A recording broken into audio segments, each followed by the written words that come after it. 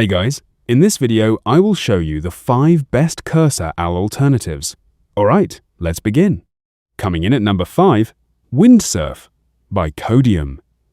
This is a powerful AI coding assistant designed to help developers write, edit, and understand code faster. It supports multiple programming languages. At number 4, GitHub Copilot. This AI tool is developed by GitHub and OpenAI and is widely used by developers worldwide. It suggests entire lines or functions of code while you type. Coming in at number 3, Zed AI Editor. Zed is a fast and modern code editor that includes built-in AI features. It focuses on speed and collaboration to improve the coding experience. At number 2, Continue.dv. This open-source AI coding assistant allows developers to integrate AI directly into their workflow.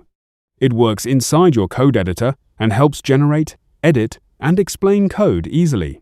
Finally, at number 1, JetBrains AI Assistant. This tool integrates directly with JetBrains IDEs and provides intelligent code suggestions, documentation help, and automated improvements for developers. So that's basically the 5 best cursor AL alternatives. And that's it for this video. Thanks.